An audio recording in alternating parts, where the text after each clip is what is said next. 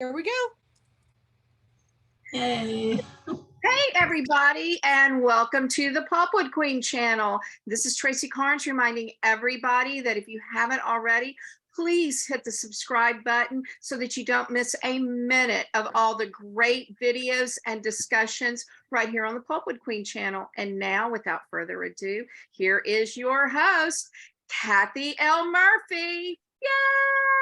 Yay. And I have my crown on, and I'm laughing at your crown because you look like a court jester. You got it tucked to the side. That's just really, really cute, Tracy. But anyway, we've all got to get in the mood to wear our tiaras because they're mandatory, especially at our girlfriend weekend. So keep that in mind. And we're having a tiara contest, everybody. I see it. We're going to have a contest for the most, we're going to vote by popular vote, applause, best tiara on the theme Over the Moon. So everybody create a tiara. We'll probably have that on Saturday. So tonight we're here with a very special author who's waited all year to join us. I mean, that's the thing. I pick these books and then I think, some of these people aren't even featured till the end of the year. But we are thankful that you're here. And we thank you for joining us for almost every meeting, Sara. And here's your book. I pulled it from my stack. I've got them stacked up all the way 4 feet high in front of me at my fireplace because it makes it really easy to grab the book. So we're here tonight. Yes, well, thank you, Kathy. I really appreciate it being here. If a snow apocalypse happens to occur and she can't get out, she can always use it for firewood. No, that would be, I probably. She will burn the furniture before she will burn the books. Good. Yeah. For survival. We're going to pray that doesn't happen. It's been a pretty tough year for all of us. And I know Sara just had surgery. So I am really impressed that she's here tonight and doing well. How's it going, the recovery? Well, it's just 2 weeks. I just saw the doctor. He said, despite my really gruesome looking scar, I am good to go on PT now, and it was successful. My throat's still a little raw because they go. Did you have disc surgery? I had a discectomy infusion, and now I have a titanium insert, so I'm the bionic woman. Yay! I have a scar too, but you can't see it. It doesn't show. Yeah, it's not show. You get that new scar cream that gets rid of them really well. But you're our little Madeline. Do you remember the Madeline books? And she goes, "See my scar," and she would throw up her and show her tummy. I won't do that, I promise. You'll be our little Madeline. So I'm glad you're doing better, Sara. That's amazing. Yeah, what they can do now is totally amazing. Inpatient surgery, if you can believe it, at their own surgery center. Wow. You know, my wonderful husband, Tor, is taking care of me and driving, and it's just been great. Well, Sara, I'm glad that you're recovering wonderfully. You look fabulous. Oh, thank you so much. Well, we're excited that you're here tonight, and we're going to be talking about your book, but we want to talk a little bit about you first, because I found that the more that we know about you, the more we figure out how the story came about. And you and your husband are building a home. Tell us a little bit about that. Yes, well, this is what I call the quest for home. Has been a long saga of me wanting to live with a view of the sea, sunset over the sea, which I grew up with. And then, you know, through my crazy journeys through life, I'll tell you about my Hemingway complex later, but after the kind of rugged past marriage, which is fictionalized somewhat in the Pause novel, I was lucky enough after 4 years on my own to meet Tor, who is like the most wonderful man on earth, as far as I'm concerned. And he shared my desire to build this home. And so after 6 months delay with permits, because it's a high bank waterfront, looking over the Salish Sea, and there are porpoises and orcas leaping around out there, eagles flying and nesting near us. And the house is underway. There's a partial roof on it at this point with snow on top of it at this point. But our builder is wonderful, and we're really grateful. We're so excited. We'll be moving in April probably.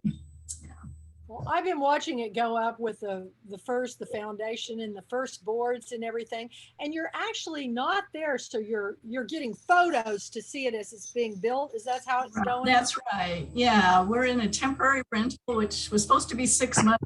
Now it's stretching. So we had, of course, packed all our snow gear up, thinking we would be in the house by now. And so, you know, little by little, I go out and we take pictures and post progress. Yeah. Well, that's really exciting, because I think having your own little nest is really wonderful. Now, do you have, because of where you are you going to have any kind of weather situation with fires or, you know, I don't know where you are exactly, you're building. I know you're close to Bellingham, right? Yeah, we, you know, I grew up in Bellingham, but this house is in Blaine, technically. It's not right in the town. It's along this stretch called Stamey Drive, where there was a native settlement, and we're 5 minutes from the Canadian border, the far corner of Washington State, Northwest. Oh my gosh, 5 minutes. Yeah, so we get that Fraser outflow, cold Arctic air coming in from Canada. And also we do get the smoke wildfires in Canada and California, Washington. We've been getting that the last few years. And we just hunker down with our air filters and ride it out. But there's no danger to us, no floods here where we're building. Are you kind of up above the beach? Yes, area? I think it's 50 feet up high, and then we're built back from the bank to be sure it's stable. Yeah, That's cool. Well, and I was when I was up there, I was with Janet Oakley and Jennifer too, and they took me all around that area. It is absolutely gorgeous and breathtaking. Of course, my children all love the Pacific Northwest because of the Twilight movies. My daughter, I watched every one of the midnight premieres with her and her girlfriends to be the parent, you know, so they could go to all those. Sure. And but the Pacific Northwest is one of my favorite places to go in the world, and it's beautiful. So is Portland. It's just another world, really. And yeah, well, the Olympic Peninsula. Canada, but you can see Russia. Can you see Russia from your window? No, unlike what's her name, we cannot see Russia. The Olympic Peninsula, where you talked about, was the final scene in my novel Pause, as a matter of fact.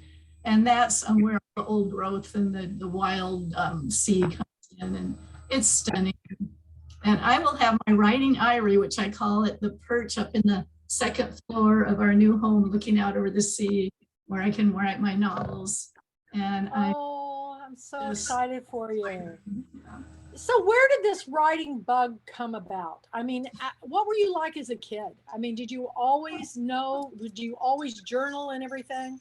Tell our audience. Yeah, I pretty much drove my family crazy, as I wrote down in one of my posts here, that I was always recounting every detail of these really colorful dreams on car trips until they were about ready to kill me. So I started writing these things down.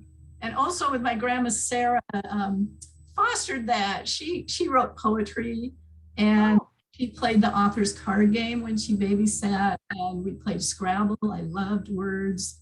So I wanted to be an author. I decided I'm going to be an author too. And unfortunately, I got discouraged because everyone said it was so impractical. So I studied chemistry at the university, and really it was not my thing. So I dropped out, but I got a job as a nuclear reactor operator with that background. Oh my gosh. Kind of detour there. But when I decided that was not my thing, I went back to university, studied creative writing, and actually wrote my first novel as an undergraduate, and it got published. So there you go. So how many books do you have now? Pause is my sixth published novel. And I have a couple more more than one, more than that started, but a couple that I'm serious of finishing pretty soon. That's great. Well, for those that don't know, Pause is her book. It's got a great cover. It's been, you've got a Somerset first place award, and didn't you just get some other award too for this book? Not for this one. No, for another one. For another ones. Yeah. Great. Well, we're excited about it. And for those who do not know your story, you've traveled a lot. Give us a little background on that travel history. Okay. Yeah, my Hemingway complex. An acquaintance who, well, it was a long story. I won't go into that whole thing, but I was diagnosed by this person as having the Hemingway complex. I needed to have adventures in order to write about them. And it pretty much plays out my life because my former partner, Jim, and I, he said, we need to travel. What have you always dreamed of? I said, Greece. And so we backpacked around the islands in the mainland and camped in ruins. And I had visions of Crete, of the ancient Minoans. I mean, I saw them around this fountain playing these pipes and dancing, and it's so magical there. The history, it is absolutely amazing. So that was my first big trip, and my novel, The Ariadne Connection, came out of that a few years later. And then we headed off to the Caribbean to teach scuba and work as dive masters there in several different places. And then that's where, well, I'll show you. First was the Ariadne Connection that I just talked about. That's the one set in Greece. It's focusing, there we go. And then the Islands novel came out of my Caribbean adventure. I have a new edition of that that has a nicer cover, but I don't have that with me right now. So we went to St. Thomas first in the Virgin Islands. And boy, I experienced the real culture clash of being in this just high-paced, really in-your-face kind of culture there. And with the history of the slave trade and the colonial issues, there's a lot of cultural tension, I would say, the natives and the whites. And, you know, I experienced minority white, which was really interesting. And I valued that experience because I so totally understood why they would make me wait at the bank and, you know, go for all the other people first. And, you know, I said, okay, I get that. And, but we loved the diving. It was so incredible. And I'm a mermaid. I mean, I just wanted to see. What was the craziest experience you had there scuba diving? Can you? Well, kind of, we weren't supposed to do this, but the St. Thomas Harbor, they had dredged it so the cruise ships could come in. But historically, there was a big hurricane and a lot of the old sailing ships had crashed and sank to the bottom. And they were all kind of now pulverized. So there was about 3 feet of clearance between that bottom and when the cruise ships would go. And wow. These friends said, okay, we know the cruise ship schedule. We'll anchor our boat over here. We'll all go under and we will navigate by compass. You go like this and you have your compass and you count kicks because you can't see anything on your hands. It's just murk. And we all went looking to see if we could uncover some remnants of a wreck, and I found one. And oh, I don't have it with me, but I found a lot of old blown glass bottles. A beautiful antique perfume bottle was my prize, and I still have that. And so, you know, it probably was a really stupid thing to do, but it was an adventure. So, what if the cruise ships had come?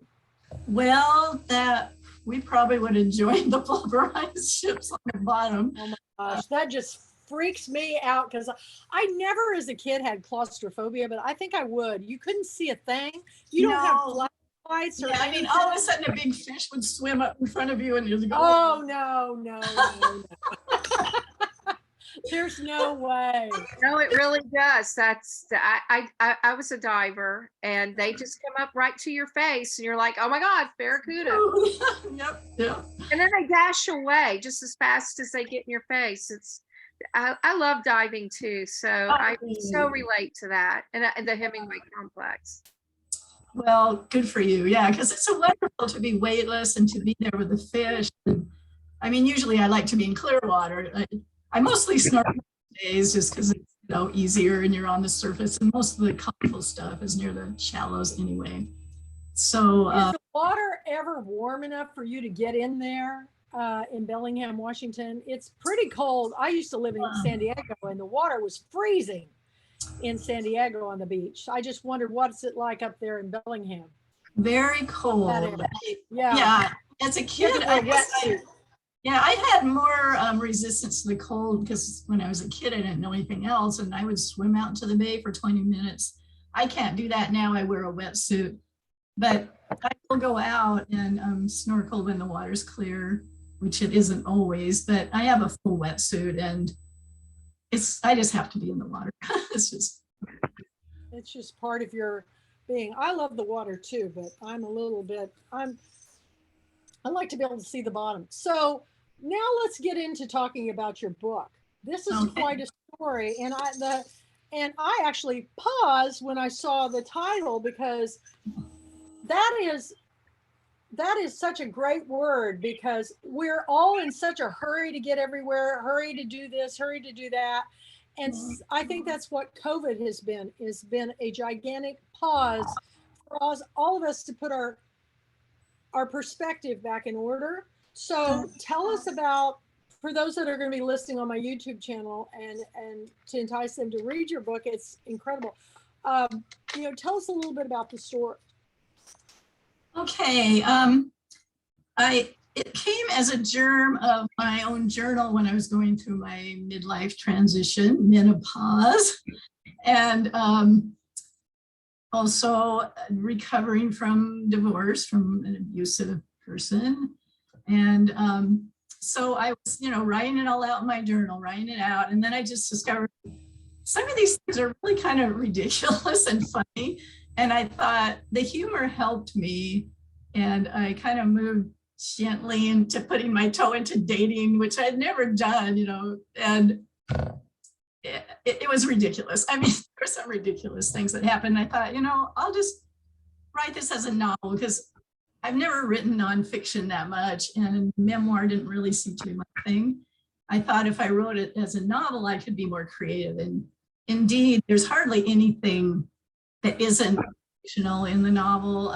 It's based on stories, and the ridiculous blind dates actually happened to me.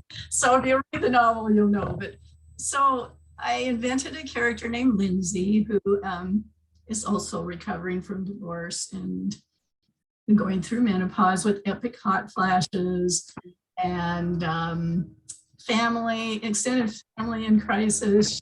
Her father was abusive as well as her husband. And so, these patterns happen, and she's working her way through that. So she decides she will keep a diary, like Bridget Jones's diary in a way. So it starts out, dear diary, I'm tired of being tragic, or, that's in there. And so her story unfolds that she decides she's going to laugh at some of this stuff and move on with her life. And she encounters challenges with an ethics situation where she works, ends up fired and having to go back to her love of environmental journalism, which she was told wasn't practical, and now she's going to give it a shot. And her best friends stick by her, Crystal, and I'm blanking on her name, my own character. Anyway, she has two really good friends who stick by her. She, goes on these crazy blind dates and then hooks up with a more serious love interest, and things kind of move along, but not the expected romantic arc.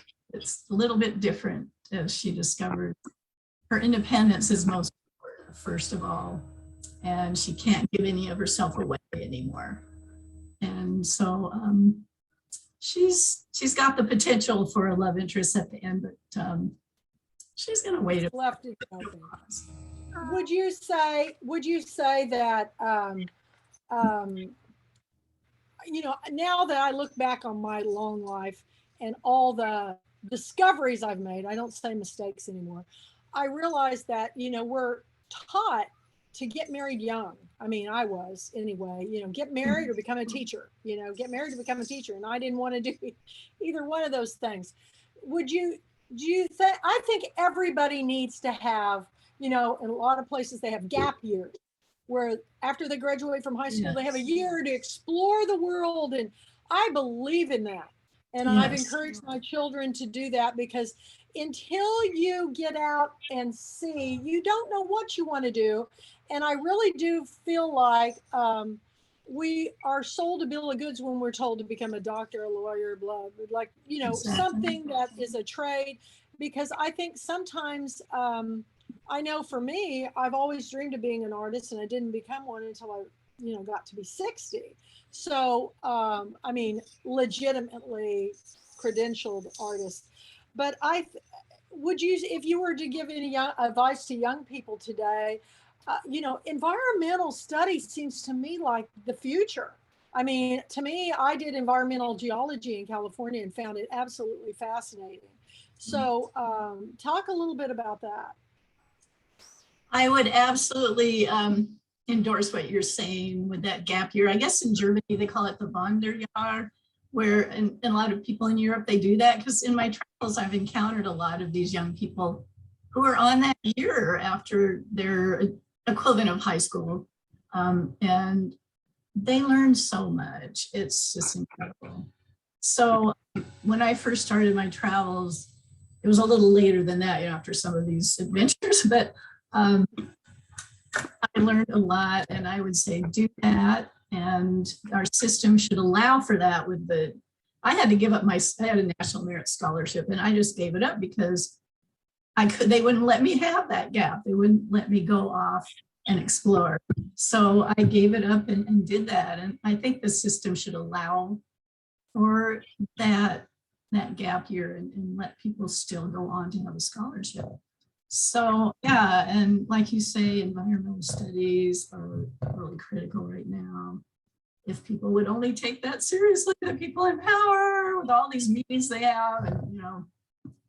Well, you can see the fallout of them not taking it serious right now, because I've never seen the kind of weather we've had in Texas in all my years of living here, 33 years.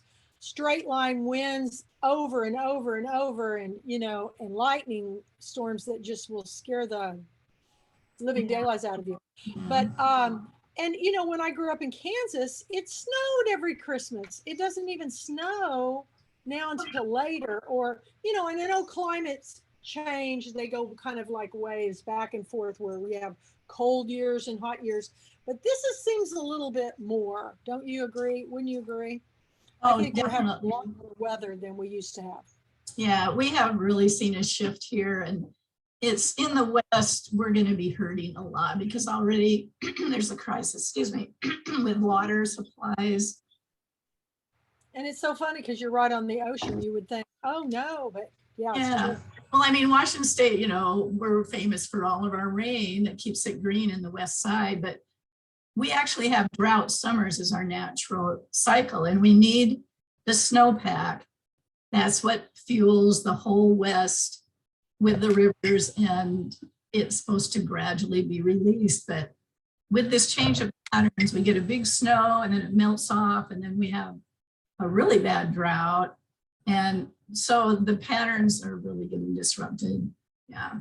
Yeah, it's true. It's true. And the fact that you were supporting yourself scuba diving. I mean, who would have ever thought that wasn't on my, you know, on my counselor's list of possibilities of jobs? Because I said, well, you know, he said, well, what do you know how to do? And I said, well, I've been a lifeguard. You know, my dad ran the city pool and had us in the water as babies. And when we got to that age, after all the swimming lessons, we took the junior life saving and the senior life saving. And I said, but how do you make a living being a lifeguard. Well, then later on, they had that crazy show Baywatch, but but that most places have gotten rid of lifeguards and swim at your own risk. I mean, and it's really because they don't want to get sued. It's really sad to me, but you did that, and how exciting. How long did you do that for? Well, excuse me. It was off and on for only about 3 years, actually. That's a long time, though. First, we were in Virgin Islands a couple of years, and then the Bayman Bay Islands in the Honduran Gulf Islands. It was absolutely incredible, beautiful, roadless island, Guanaja. And the reef, that just spoiled me because nothing since has looked, I mean, I've been in Hawaii and Greek islands and Mexican Caribbean. It's just not, that was the best. I have not been swimming, diving off Australia on that reef, which is supposed to be really spectacular. Oh, wow. Tor and I will be going off of Florida, down in, down in Hemingway country. Have you been down there? I've always wanted to go see Hemingway country, and I think I should. And maybe I might make a side trip from the Amelia Islands event, seeing if we can work that out. Because there's a lot of diving in Amelia Islands because that was a big pirate kind of place that pirates came in. And actually, I think they've flown 7 flags, 7 different countries off that island too. It's got a lot of history. So that's why on Friday morning, we're going to take that boat trip. Yes. I want to learn a little bit more about it and see kind of the bigger space. So we're coming in on Thursday night so we can do that boat trip. It's going to be at 9 or 10 the next morning. But I feel like that'll be a great way to get us started on our island staycation vacation is what I'm calling it. So I'm really thrilled. There's so many authors that have second homes there. And I want to see why everybody wants to move there. So and we're just minutes away from Georgia. Savannah's real close. Yeah. So it'll be really, really interesting. So come early, stay late. We're going in early, but we have to leave right away because we've got another big adventure that we'll talk about later. But right now, Sara, I'm going to open up the conversation to everybody that's here tonight. If anybody wants to make a comment or ask a question, now's the time, in person, live with Sara. So anybody have any comments to say? I do. Okay, Tracy. I'm very fascinated, and I love that you write what you know, because that's my style as well. Is I fictionalize my life because my life is pretty, I do some exciting things, and then it goes boring. But some of the things that I do are very exciting, like you, and I do find it fascinating that you kind of fictionalize what you know. I mean, is that something you're going to keep carrying out in further books? Yes, I do research and I do write about things that I don't know. For instance, when I created Lindsay character in Pause, I wanted her to have an active background, but I didn't want to make her a scuba instructor like I was. And she told me that she would be a river rafting, or had been a river rafting guide, until she had an accident. Oh, wow. Someone, and I had not done that. I've only done it once. So I did enough research that I feel like that scene, I did a flashback scene. I hope it came across as authentic. But you can't do everything. In fact, my first 3 novels were science fiction out in space. And I had petitioned to be one of those civilians in space when they were doing that program, and did not make the cut. But so I do a lot of research and inventing as well as my own experiences. But the next novel that I probably will finish is definitely based on my time living in southern Chile in South America. Oh, that's cool. That was a real adventure, I'll tell you. Buying land on a remote island. This was with my former husband, who sort of went into a meltdown down there. I'm calling. Mosquito Coast thing, huh? Did Yeah, you read the Mosquito Coast? Yeah. Yeah, it was kind of like that actually. But Wow. just made some great friends down there, the wonderful, warm people, but there were real challenges culturally as well. They have great wine there. They have great wines and Yes, they do. Malbecs. That Yeah, wine was my favorite. Malbecs are my favorite as well. me I'm, too. I love give me a Malbec and I'm happy. Oh, yeah, yeah. So they had Gato Negro, which I could buy in little cartons. isn't it? Grocery I store. like those too. I like those too. Well, how exciting is that? Well, it sounds like you're going to have to get that book to us too for an international book club, read. So Well, we'll have to read it. when I finish it, it'll go your way for sure. Okay. Well, anybody else have some comments? I Questions? have a question. Oh, hi, Jeffrey. Hi. Hi, how are you all tonight? Good. Sarah, I'm curious. I know that you've fictionalized episodes from your life and made up a lot of it as well. But I'm curious to know what your family and friends think about this, maybe even recognizing part of your life or their lives bleeding into your work. That's a good question. Yeah. And actually, when I first drafted the novel, and I have a wonderful writers group that since we kind of gone separate ways, but they helped me a lot with it. And this was back in like around 2007 or 2008. And my parents were still alive. And a lot of the Pause novel does reflect pretty closely the dynamics with my parents. Abusive dad trying to protect mom. And I didn't want to publish it while mom was still alive because I knew it would hurt her. And we kind of had the family motto that no one acknowledged was like, we don't talk about it kind of. Absolutely. We've got from the same family situation. So, I mean, that was so common from that generation. You just didn't talk about these things. And so I didn't want to hurt them and, maybe embarrass people. But I talked to some of my friends and my sisters, and they were all fine with it. So I went ahead, and just published it recently, obviously. So there was quite a gap of time to kind of let it mature, I suppose, if you want to say that. But yeah, I still am kind of like, some people in town read this. Oh, what'll they think? But you just have to let. It's your truth. It's your truth. And, I think the biggest problems in this world are lies and secrets. Yes. Lies and secrets. If people just be honest in a kind way and, acknowledge that, hey, this happened to me or that happened to me. And the victim should never feel like they're, in the wrong, but they do. They make the victim the kind of the bad guy. And so a lot of times I know when my book came out, like on the edge of all the memoirs that were coming out, and some of them were pretty graphic and telling, but at the same time, Pat Conroy always said, they shouldn't have treated you that way if they didn't want to be written about. So, and, he said, my mom didn't talk to me for 12 years. Oh, dear. Yeah, but we're at the time she had passed away, but he said, we got back together. And I go, well, some families don't, they just don't. So I think it's very brave, and it's just like anything. If you talk about it, the stigma goes away. You know what I'm saying?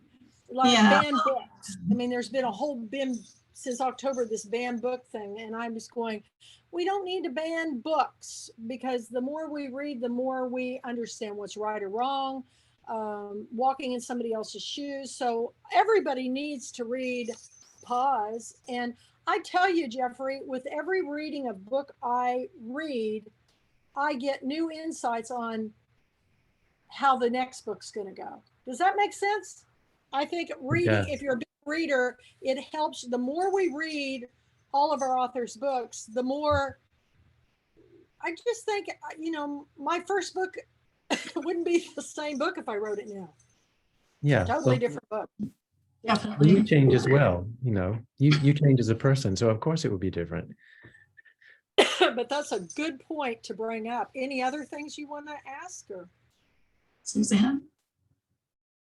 Yeah, I'm wondering, like, if you considered letting the people who appeared fictionally in your book read the manuscript, or if not, why you didn't. Okay. So I'm kind of dealing with something similar right now with my current manuscript, and I did send it to my sister-in-law, like, for comments and but yeah, so I'm like wondering if that was a choice, or to not let people read it, or.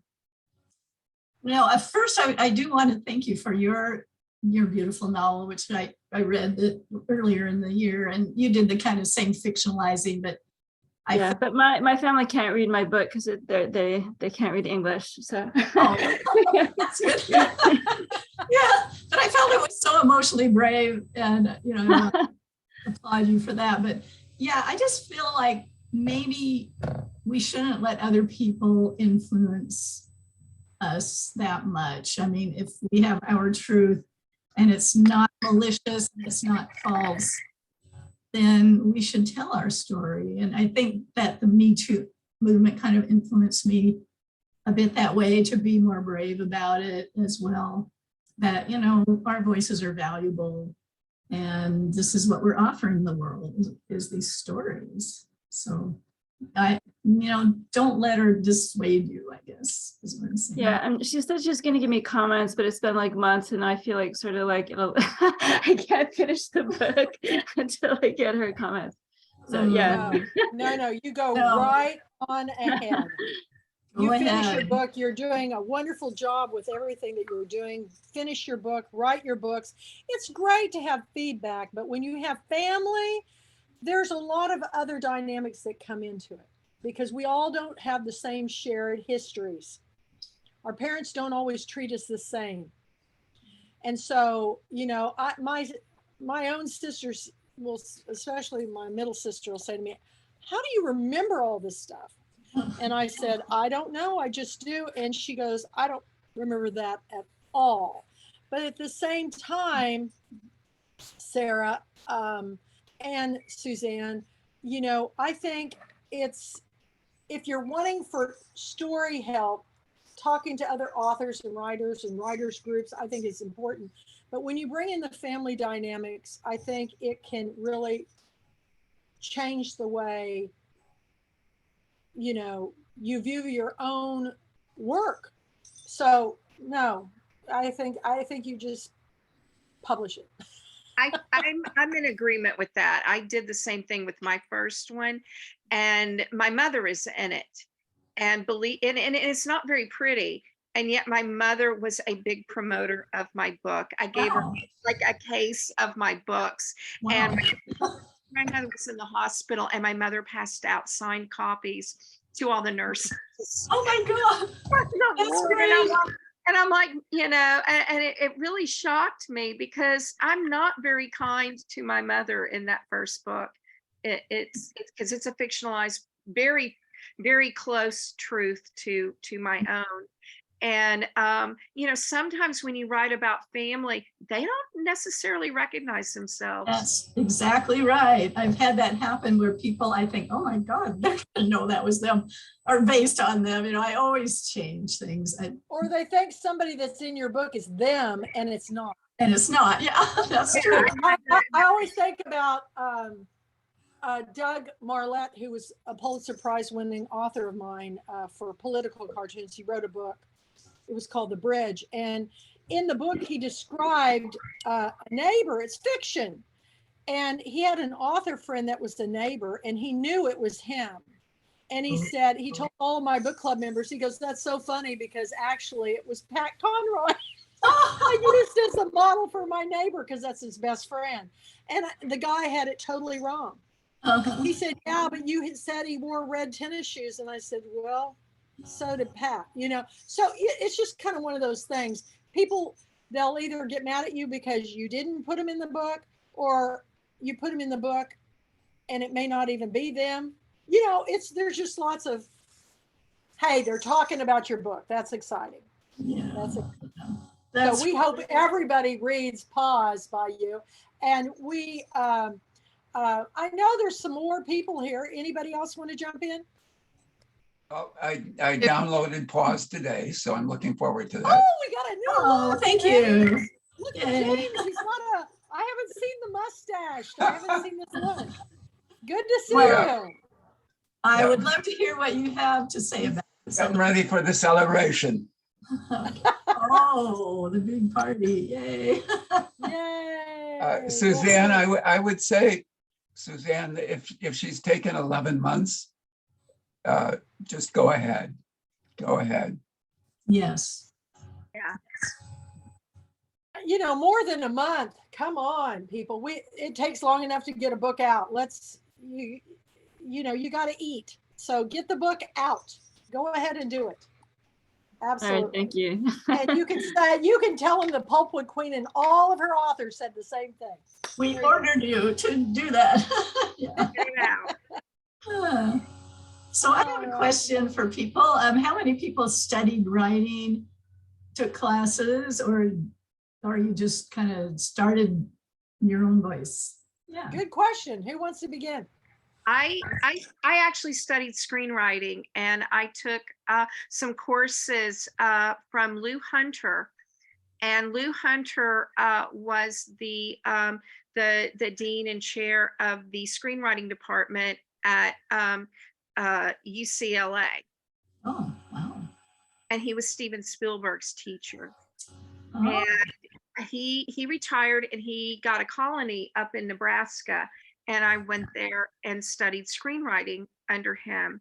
And that's how I write. I write like a screenwriter. Yes. So my style is I write in present tense, first person present tense, because that's how I learned how to write. But I had been studying writing and taking courses since basically my fourth grade teacher told my parents that, buckle up, Buttercup, she's going to be a writer.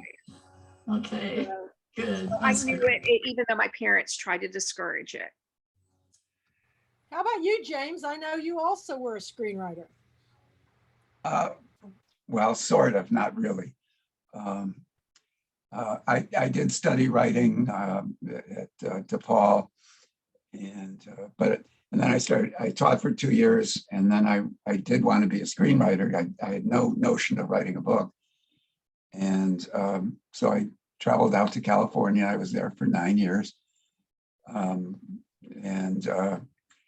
it took screenwriting classes, and along the way met new friends, and met the friend whose great grandmother wrote a diary that became the subject of my first book. And so while I wrote a couple of screenplays, I never submitted them. This just took me in a whole different direction. But you learned the craft of writing that way. So. Yeah, I guess I did. It's a different style. It's really a different style of writing, because everything that you're writing you're taught to show, don't tell. Yeah. And so every verb becomes very important when you're writing a screenplay. I mean, your verb is telling everything that your character is doing. And so you kind of learn a little bit of a lean. James, am I right? You kind of learn how to write kind of lean. Right. A little lean and mean. Well, when you say this whole cinematic writing, that's how my novels are too. I like scenes, I like action and dialogue and the setting and all those things. I'm not so much with narrative summary. But you like the visual. Yeah. It's journal too. That's right. It's the verbs and not the adjectives and the adverbs or the detail. Absolutely. Mm-hmm.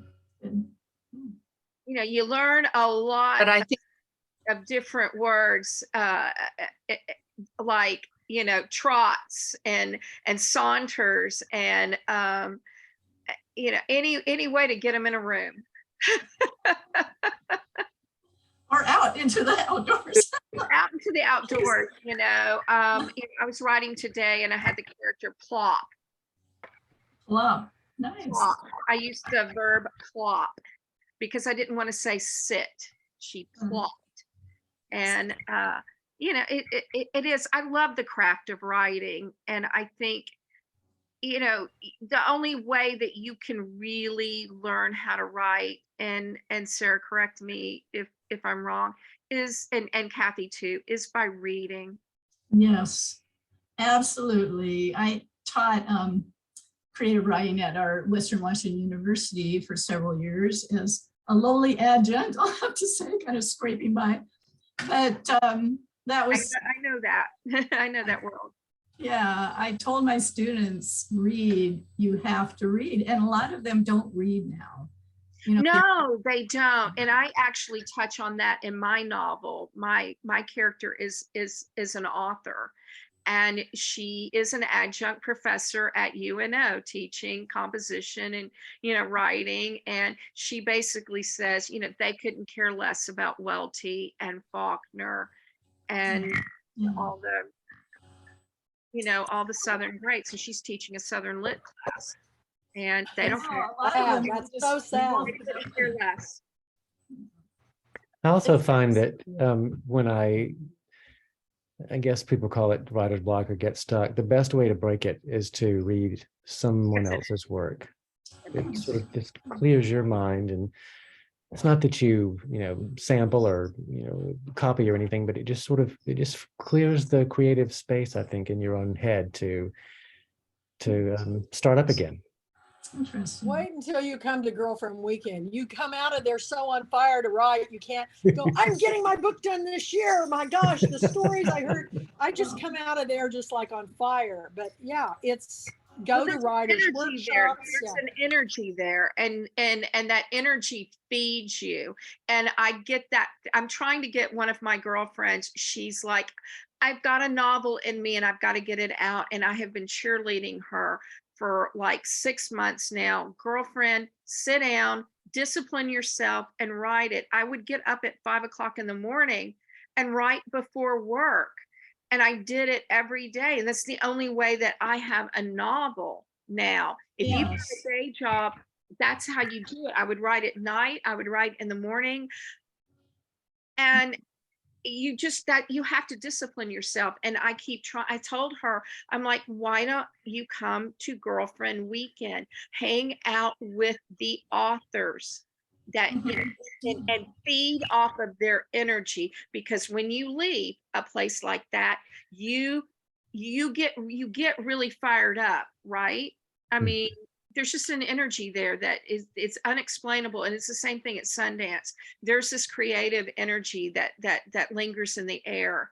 And when you leave that place, whether it's Girlfriend Weekend or Sundance or a writer's conference, you leave fired up. Yeah, that's great. And the other thing you can tell your friend that I always told my students, the second thing is write crap on your first draft. Right. Oh, I was telling her that. It's just write it down and the edit later. But if you set editing as you're writing, it doesn't work. Yeah. Put the bones down. Yeah. And then the second draft is always, you're putting makeup. The first thing is you got to build the face, and then the second draft is you're putting your makeup on. And then the third draft is usually, take some of it off.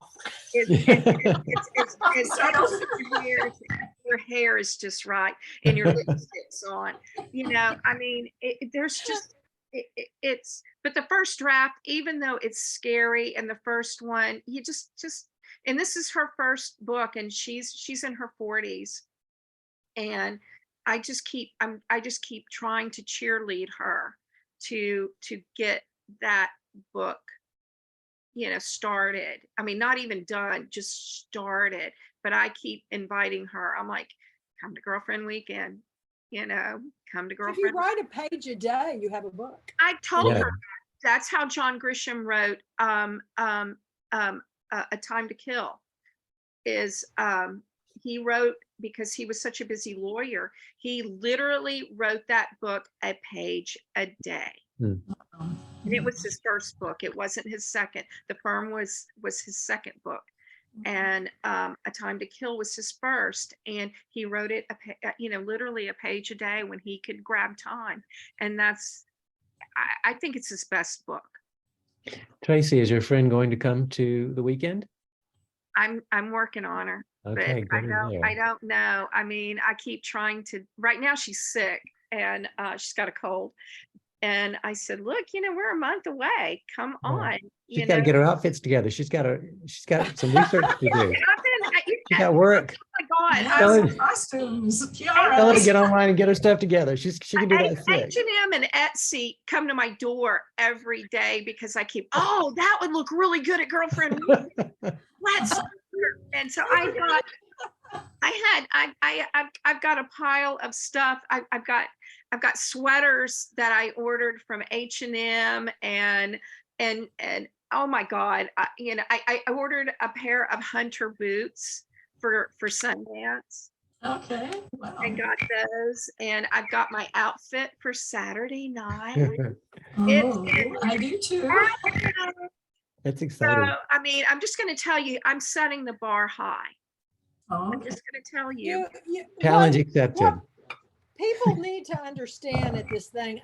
People come the first time, they go, oh, okay. Now I get it. There's no holds barred, right? I go, no. When Jamie Ford walked in and we went around the world with books, he came in a hot air balloon. He literally had a helium balloon floating to the ceiling above him, and he had ropes coming down, and he bought a big, I guess, a laundry basket, I don't know, and cut holes that his legs went through. And it was all in this. It was fantastic. And when he walked in the door, everybody goes, oh my God. Oh my God. It was so great. And I can remember my very first hairball, a girl, her husband was an artist and she had longer hair than mine. And he wired her hair up into these two peaks, and it had Hairball Queen. Oh my God. With her hair wrapped around it. So when she walked in, and it was lit. And when she walked in the door, I go, who's going to beat that? I mean, come on, We've had a girl come in on a skateboard, and she had a blue bodysuit that she'd wrote the whole first chapter of her book on. And then she'd put this gauze dress over it, and she skateboarded in, and everybody goes, well, there's our winner. I mean, she wrote her entire first book on her. It looked like it was on her body, but it was a bodysuit. But it's as much fun as you want it to be. And I try to make it as fun and show people that, books is the most entertaining thing in the world. And let's bring it alive. Let's show people how it's done. And so there's a lot of theater involved in it, and a lot of music, and a lot of play. And we all dance together as one big whole at the hairball. And we have a full music team coming in. I have a company that did my 2020 that's coming in, that one of my Charleston queens has volunteered to pay for. It's a music, sound, and lights, and it's going to be phenomenal. And so y'all get ready. We're going to have Bollywood music on Friday night. We're going to have all kinds of music on Saturday. And then, of course, our big Pulpwood Queen awards ceremony, plus all of our panels and our everything that we're doing is going to be, but we really want people to know this isn't homework. Y'all, this is fun. This is fun. It's just, it as, you let your hair down or up. Sarah, have you been before? Did you come last time, Sarah? No, this is my first. Oh, this is going to be great. Wow. You're bringing your husband too. So it's going to be a lot of fun. Well, I know it's going to be a lot of firsts, and there's people that have come. This will be the 22nd or 3rd year for some of these people. So, You know, they've been coming since the very beginning, and it's amazing to me, you know, how they used to shake and boogie at the hairball, and now they're like sitting in the chair. Well, you can do it, Leo. Snap the fingers, man. If you can't, well, it's, you know, I always get out there no matter how tired I am, because I know that if I do, everybody else will. We're going to have fun. So any other questions for Sara tonight? Okay. Thank you so much. Thank you, Kathy. Well, we're not done. We're not done. We have a special surprise tonight. And I've got a lot of really special surprises this coming Girlfriend Weekend, because I had to make it big, because it's the first time being live, and we've got live music coming in. Lacey Carpenter's coming from Nashville. She is a world-class Grammy nominated fiddle player. We've got some really big surprises, but a couple of the things that have happened this year. I had one author that wrote a 5-book series, international series, that's been compared to the Downton Abbey of India. We're launching that on Friday night.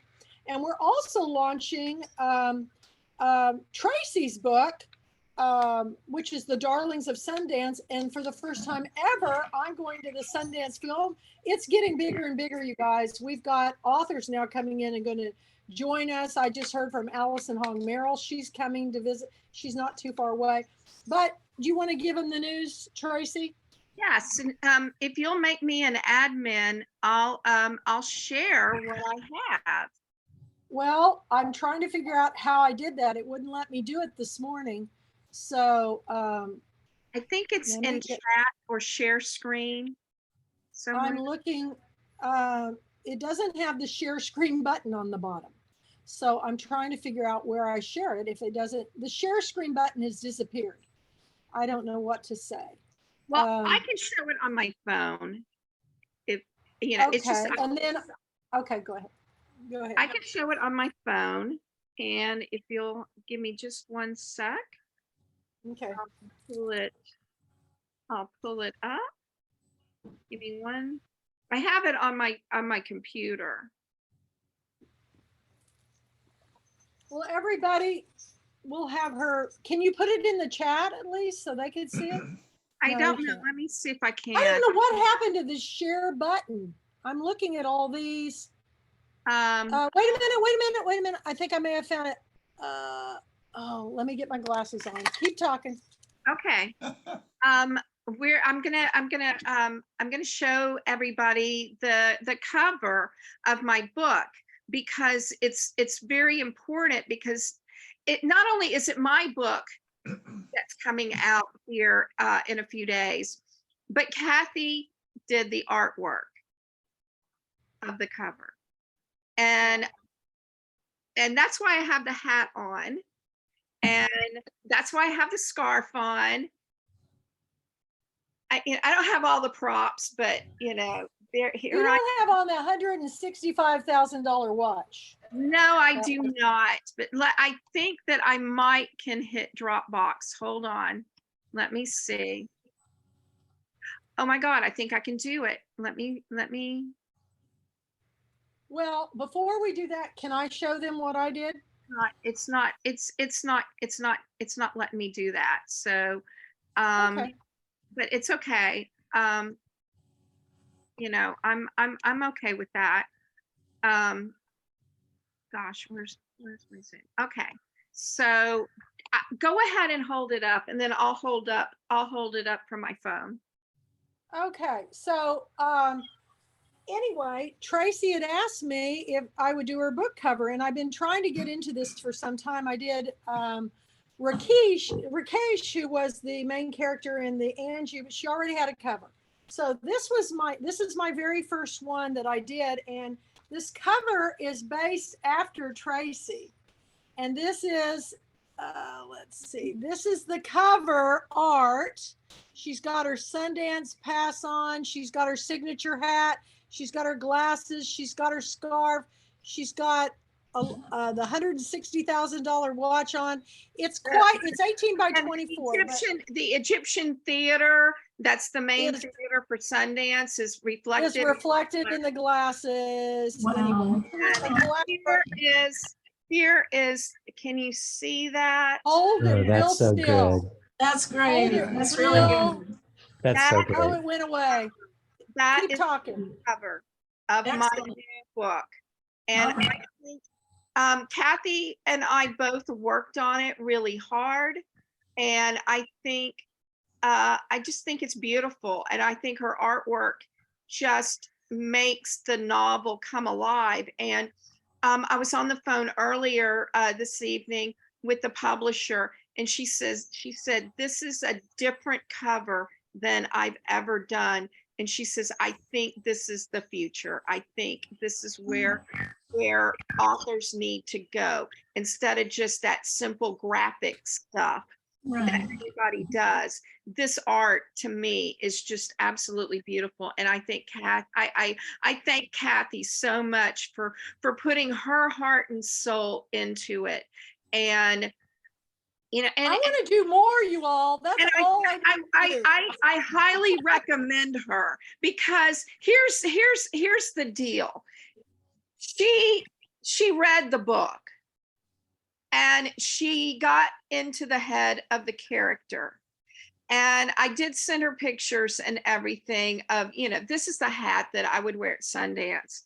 And I have pictures of me, at places in this hat, right here. Here's me in the hat at Sundance with a girl, a lady that was a cinematographer, and she was one of my really good Sundance buddies.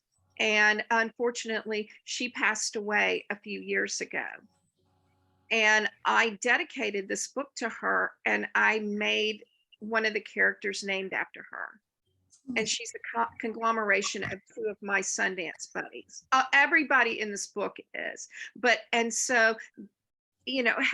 everything that happens in this book is through the eyes of an author that gets to go to Sundance.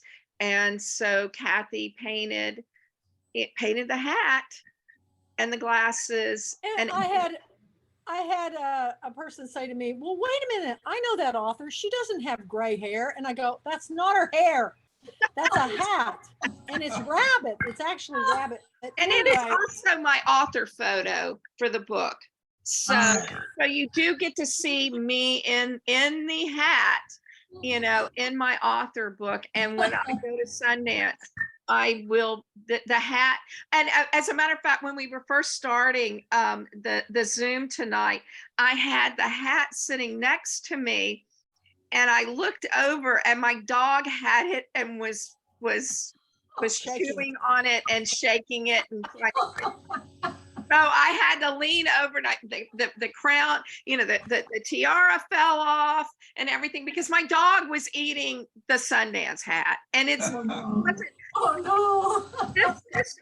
this hat wasn't cheap. It was, a couple $100. I had to have it. And I bought it in Aspen, and I didn't buy it. But I do have a hat.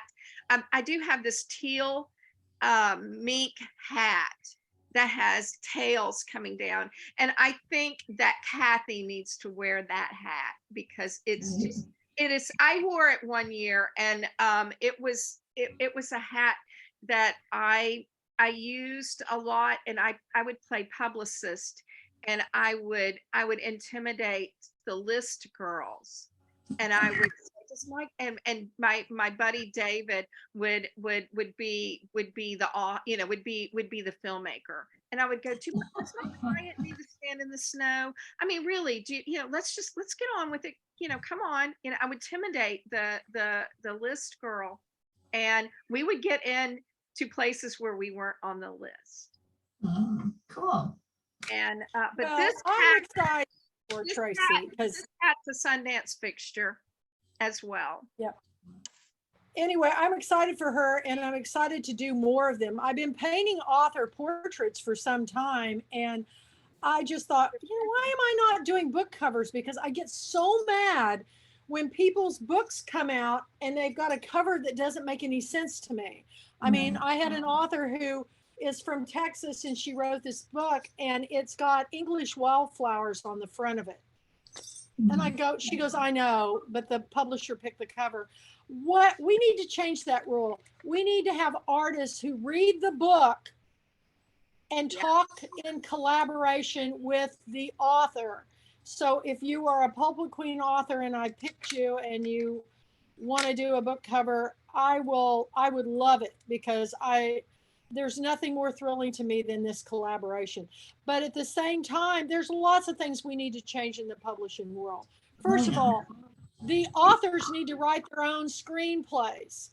So Tracy is writing her own, and she and I are collaborating on taking my book, my first book, back to screenplay. And she's got another film she's doing with David Patterson, filmmaker, that she's going to be taking to Sundance. So we've got 3 books and if this works well, it's an experiment. I want to take all of you. Anybody that's a Pulpwood Queen author, to me, always reads visually. So I'm testing the waters. This is not favoritism. It's just, she's my guinea pig.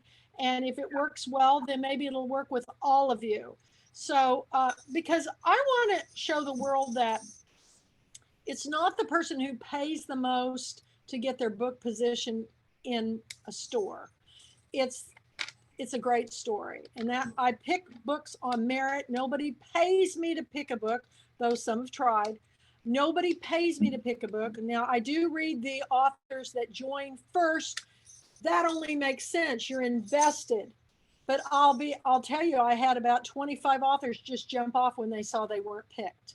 And I thought, that was kind of a silly thing to do, because Kathleen Rogers, I didn't pick her till the 4th book she sent me.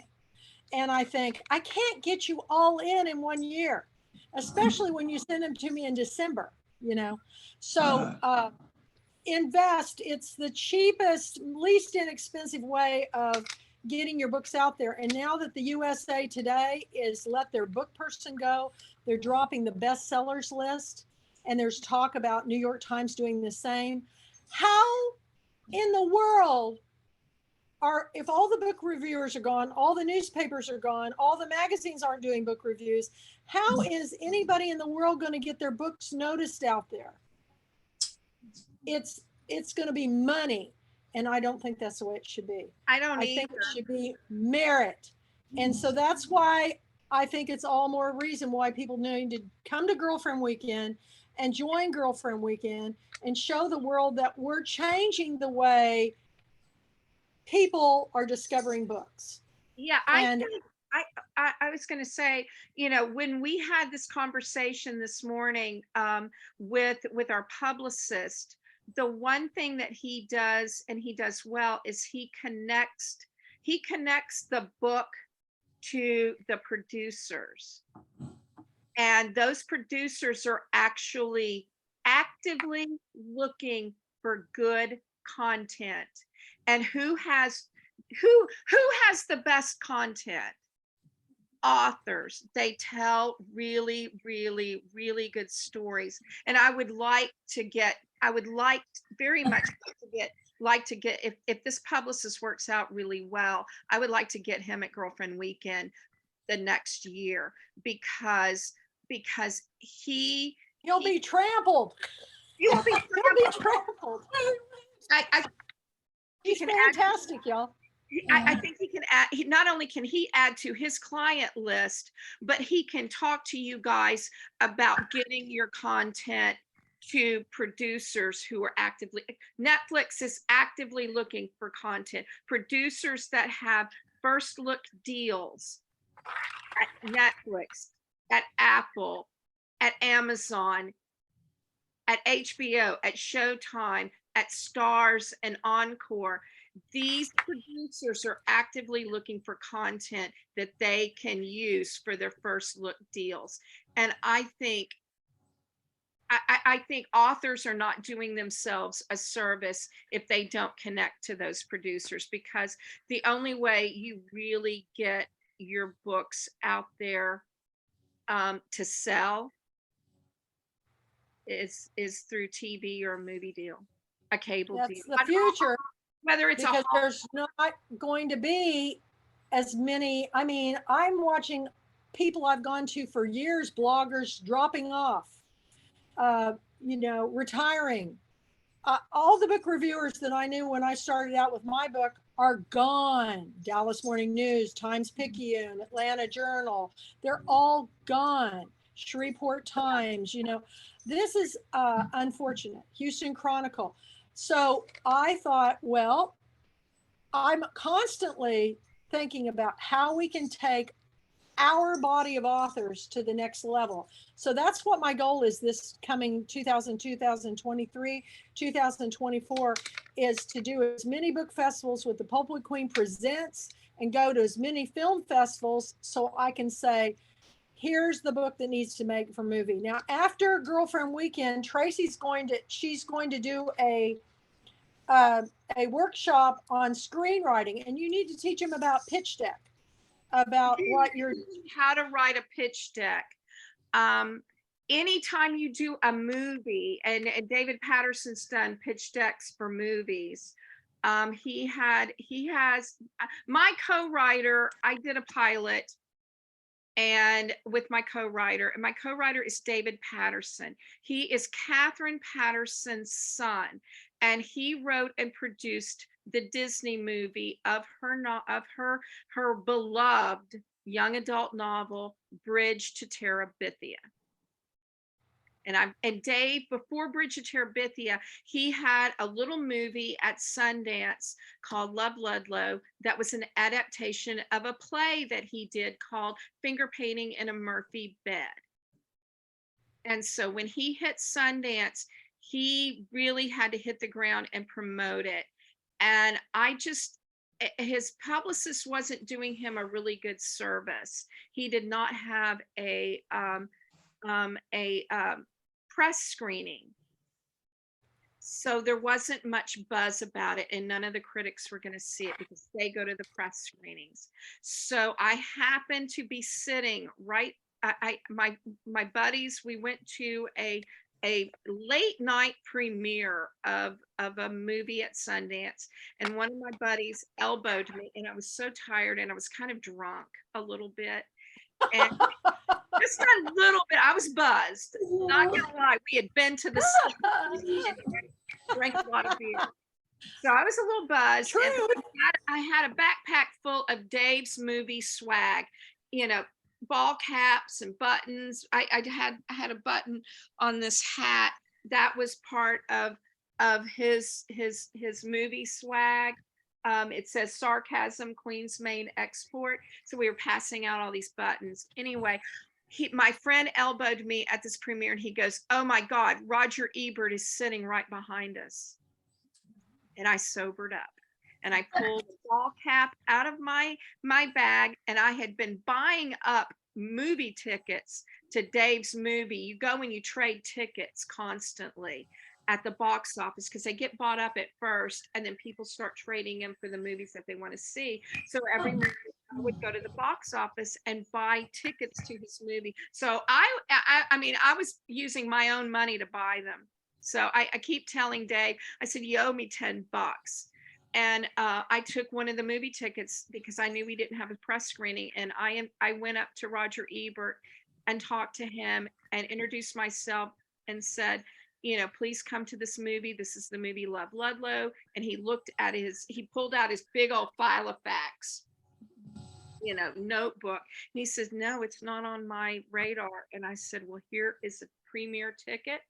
So, and I gave him a ball cap of the movie and he put it on, and I took what I call the Yeti picture.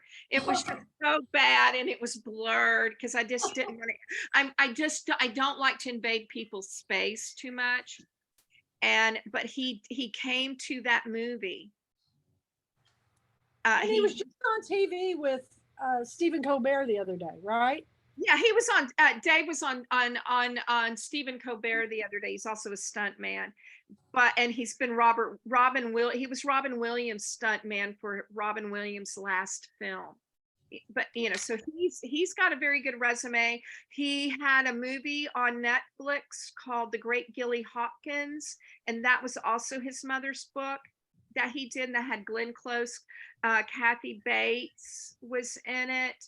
Wonderful cast. But anyway, Roger Ebert came. He never blurbed books that didn't have distribution deals or what he thought, would get distribution, but he blurbed it in the Chicago Sun-Times. He called it another Sundance treasure. Mm. So that ended up on the back of We're going to be working Sundance, y'all. Oh, I'm just going to I tell hope you I may that have to take my networking- walker. I'm just going to tell you right now that, even as an author, if you can have a publicist get you into these parties, whether it's Sundance or Toronto or Tribeca or South by Southwest, is huge and it's fun. Austin Film Festival is actually a very good writers film festival, because where Sundance puts its attention to the director filmmaker, Austin Film Festival puts the writer, the screenwriter up high. And there are a bunch of panels and one-on-ones with screenwriters. And And guess who just won there? Who won there? Dick and Phil Wall of the documentary that we're in called The Bookkeepers. We're in the whole last part. They won at the Austin Film Festival. So you can watch it on Netflix, The Bookkeepers. It's on Mr. Oweda's Guide to Gardening, which was his wife's book, and she died right before her book tour. So him and his filmmaking son went on a book tour, and they ended it coming to Girlfriend Weekend. I think you were there, James. You may be in the video. I think you are. All I know is I'm dressed as a deer, and it looks pretty crazy. So anyway, watch The Bookkeepers, and here we go, y'all. Everybody read Sarah's book. She's blogging all this week on The Pulpwood Queen Presents Her Picks. Now's the time to ask her any questions, read all of her books. We do this for every one of you. So the more you show up for other authors, the more they're going to show up for you. So we need to get more authors here. We need to get more readers here. Absolutely. But Girlfriend Weekend, we'll get them all back, because when they see what happens, they're going to understand that it's important. We may be, I started with 6 complete strangers in a hair salon in East Texas. And now I run the largest international book club discussing with the authors in the entire world. I think that's pretty amazing. Whenever I get down, I just remember who was on Good Morning America, who was on Oprah Winfrey, who was,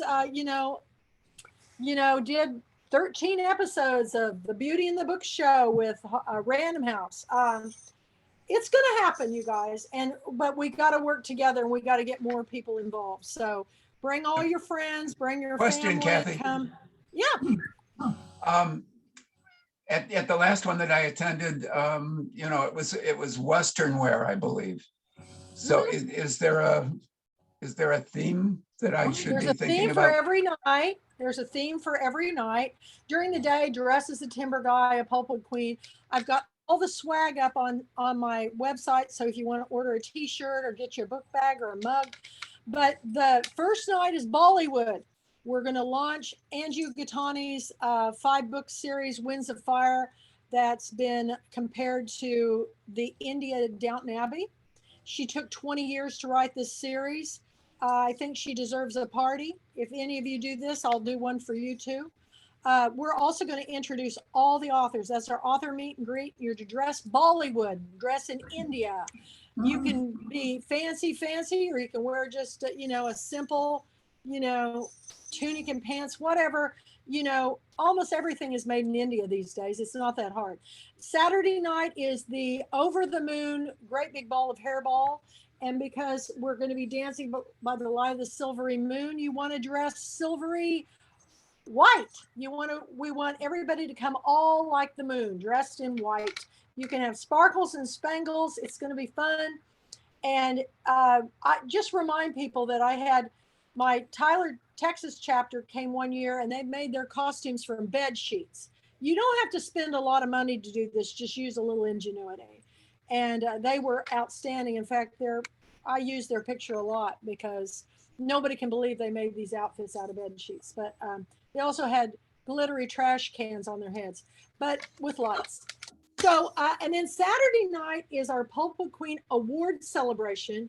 Every 2022 author should be there. You're all going to be introduced to come down and be introduced with your book. So bring your book to the event. If you're not there, you're missing out on the awards because we're going to announce the books of the year, and the authors will be given a time to give a short speech. And then we're also going to announce that night the 2023 picks. So if all the 2023 authors are not there, they're crazy, because this is where you're going to get to meet all the readers. Everybody want to meet you in person, get their books autographed. And Sherry Staunch of Main Street Reads is providing the books. All the books are ordered that she can get from the publisher in Ingram. If she cannot, she's going to be contacting you to bring her the books for consignment. So you'll be getting a message from Sherry Staunch. If you have any questions, email me. Don't email her because she's got an event just about every day. She's near Charleston, South Carolina. So she's traveling quite a ways to come to our event. And we want everybody to purchase the books there so that, you guys, it's worth your while. This is all, for you. So any questions? I'm going to buy your book there at Girlfriend Weekend so I can get it signed. That's right. And everybody, we're having a tiara contest, Over the Moon tiara. Whatever you want to do. And whoever wins it by applause, the most amount of applause, is going to win a free trip to 2024. All right. So there you go. I forgot. I forgot to say that I have a little contest going on my blog posts, and well, tell everybody. Yeah, just put a comment on one of my daily posts about the craziest, strangest, or funniest flashback memory you have, and the winner a signed copy and a raven pin, because there are magical ravens in the novel. So there you go. And I have raven pins that I will be also giving to you, Sarah, to hand out at your book signing, because you sent me some and I've got some left. So she's got the cutest little raven pins. I'm bringing my basket of signed book plates. So if any of people run out, if you'll pre-order the book from Sherry, we'll give you a signed book plate.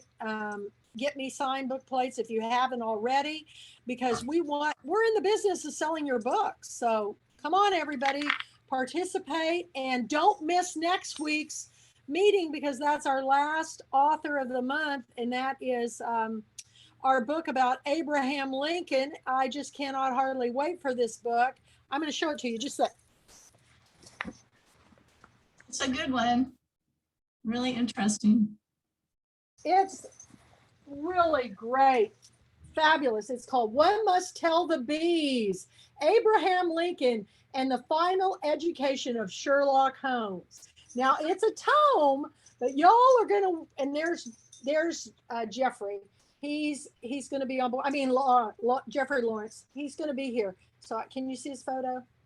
Yeah. Anyway, One Must Tell the Bees, the last one of the year, and then we won't start back again until February, because we're going to be doing everything at Girlfriend Weekend and celebrating all of our authors for January there. So no meetings in January or book and film clubs or anything until we get back. And boy, are we going to have, I'm going to be taping, doing live Facebooks throughout the weekend, because Casey Cowers is going to host the weekend for me, the Floridian author from Orlando. So I'm going to have more time to interact with all of you, do some live interviews, share them on Facebook, put them up on our channel later. So you guys, we have big plans. So any questions? How many book plates? I don't know, 10, 20, 10. I don't know.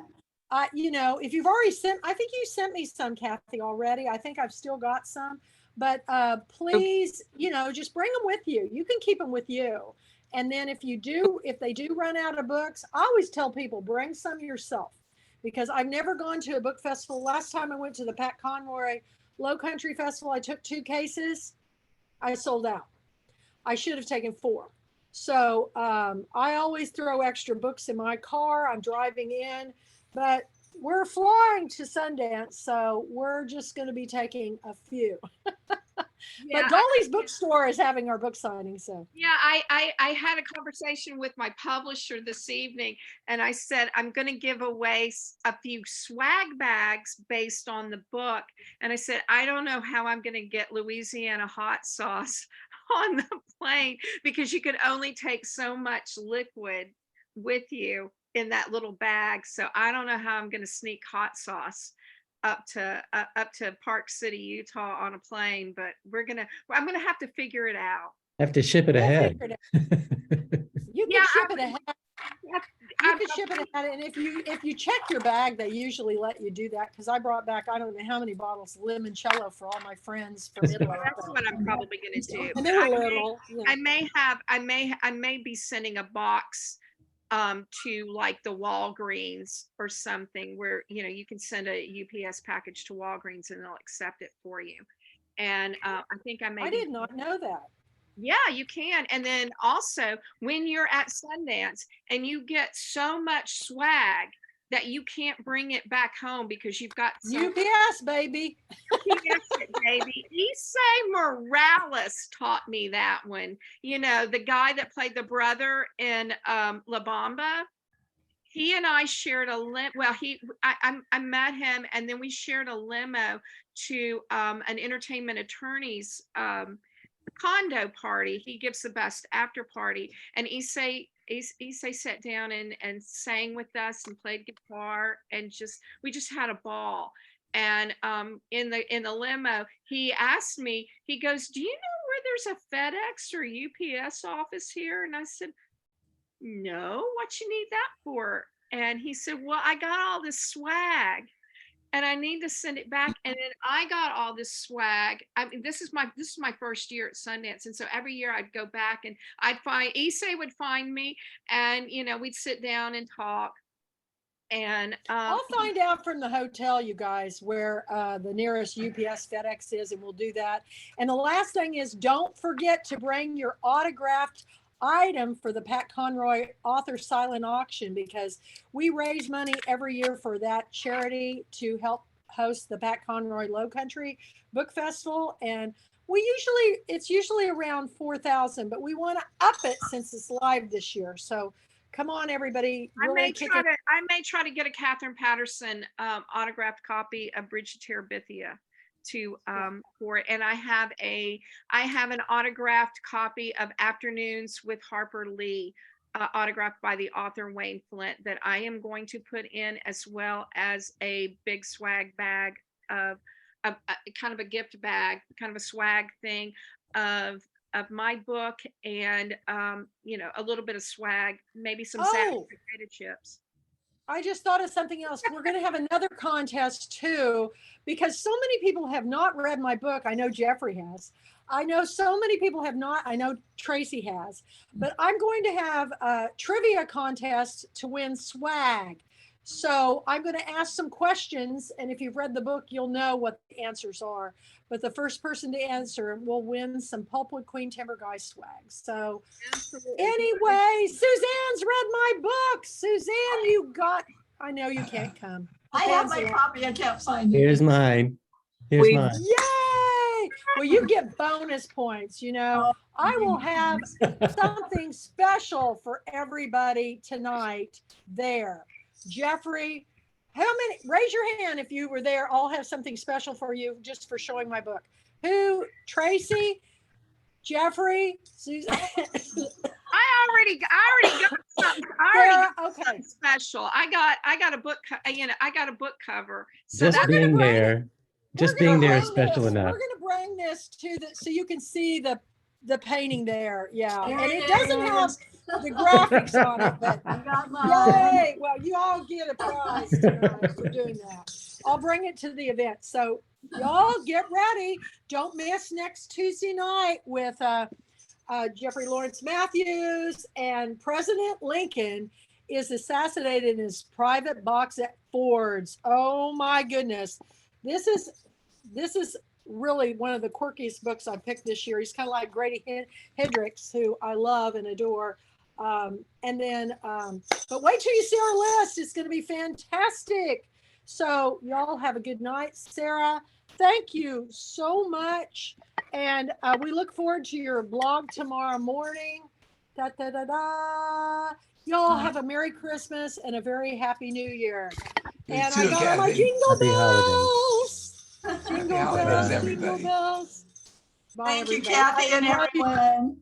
I love y'all so much. Happy Bye-bye. holidays, everyone. Thanks, Happy Kathy. holidays. Happy holidays. Hanukkah. Bye, everybody. Bye.